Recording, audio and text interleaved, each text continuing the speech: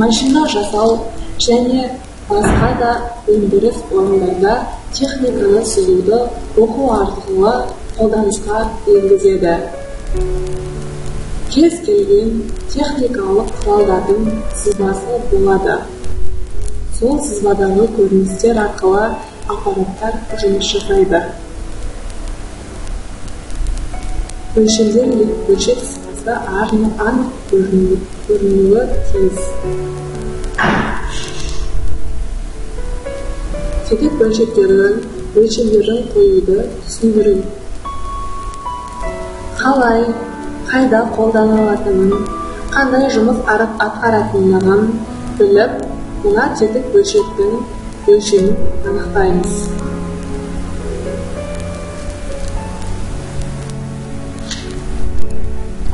Тетік бөлшегіміз дайын.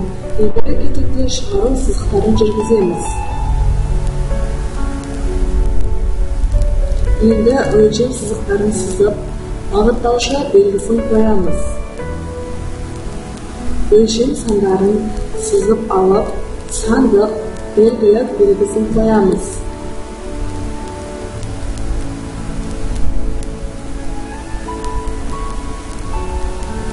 Мына арақашықтықтың 1/10 мм шығару сызығы сызылады. Ал шығару сызығы өлшем сызығынан тағы 5 мм шығып көрінуі керек. Өлшем сызығы бос суретінде көрсетілген етіп сүйеу ережеге сәйкес келмейді. Мына сызбада көрсетілген етіп тағы да сызуға болмайды. Өлшем сызығы негізгі сызыққа тигізіліп тағы да сызуға болмайды.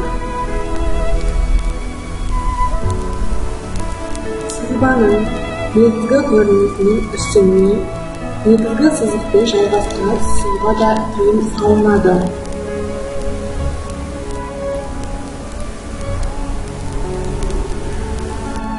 Экранда көрсетілген 4 сызбадан біреуі ғана дұрыс өлшем қойып сызып көрсетілген.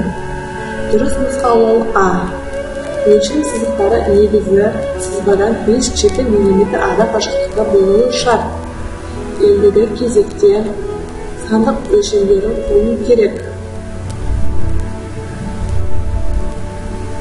Өлшем сандары өлшемі барлығы бірдей өлшемде болуы қажет.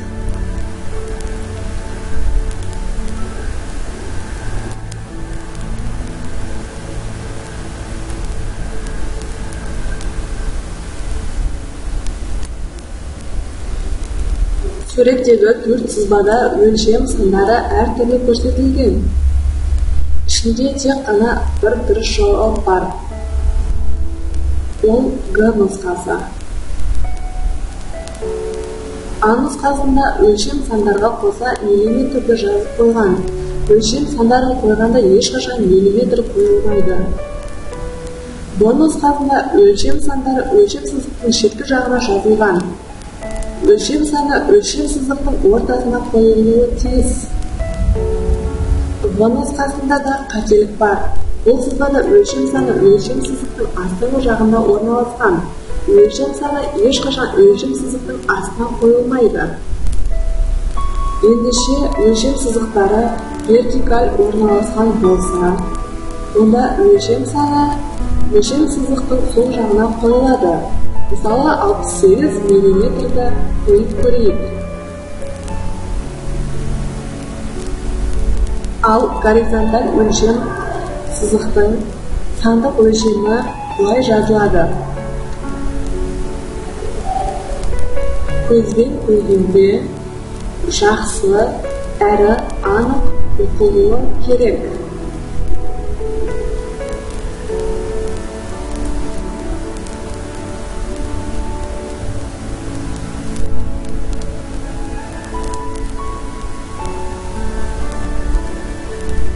Екі нұсқада көрсетілген өлшем қоюдың ішінде бір дұрыс нұсқа бар.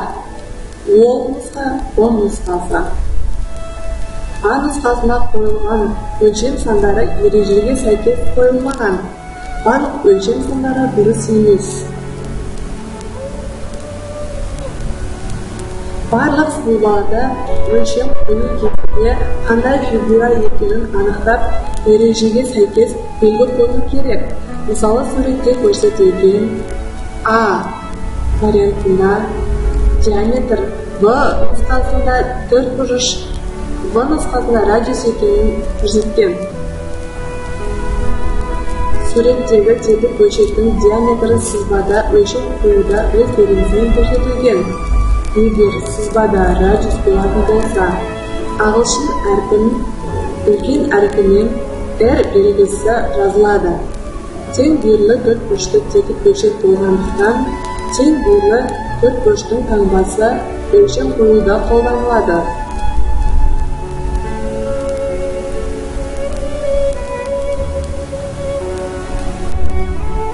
Тетік өлшектің дөңгеленіп келген фигурада 45 градуста өлшеніп сызылады.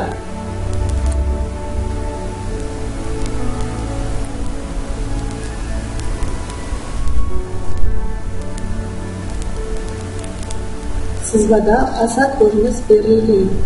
Өлшем қоюда екі нұсқаның біреуі дұрыс. Ол О нұсқасы. А нұсқасында қателік, ол тең бүйірлі төртбұрыштың диагоналдың белгісі көрсетілмеген.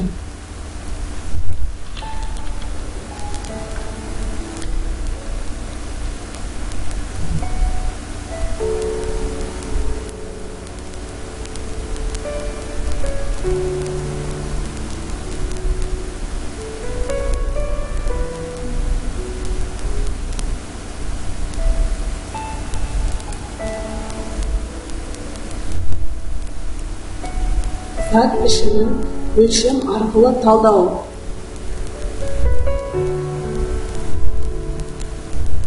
Зат пішімін өлшем арқылы талдауда шешім қабылдау көмектеседі.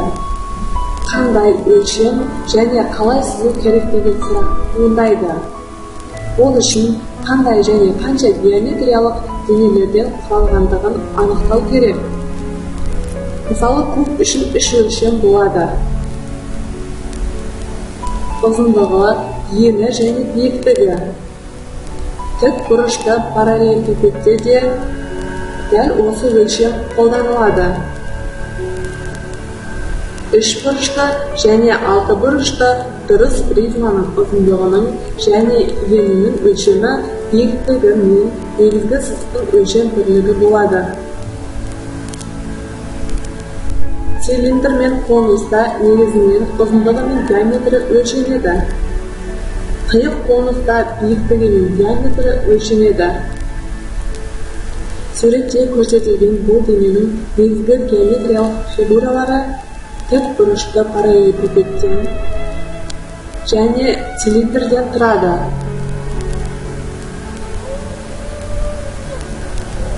Параллелепипедтің 4 конустен тұрады.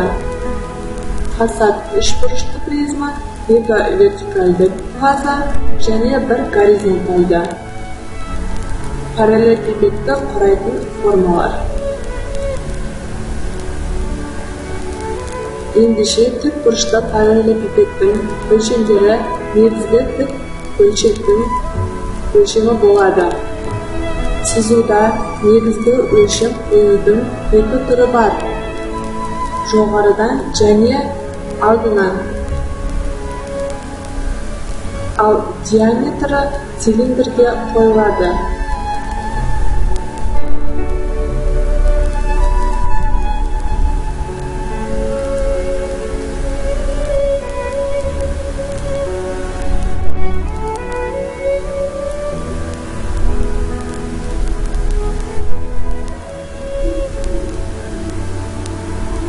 Үш бұрышты призмада 3 өлшем жазылады. Ал біреуі 45 градуста фасад көріністе қойылады.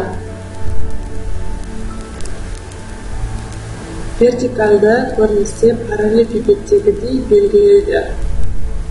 Неге десеңіз, бұл сызбада оны жазу қажет емес.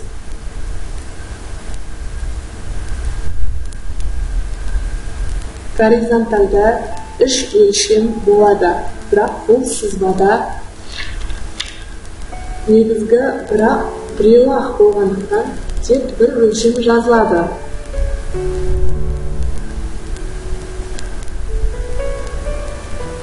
Сызбада әр түрлі өлшем тек бір рет қана қойылады, ал жеке өлшемдер былай қойылады: 20 мм, 18 мм.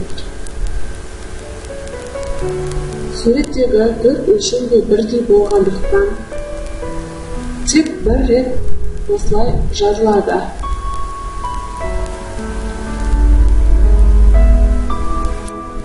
S3 жазуы сызудың ауданы болып есептелінеді.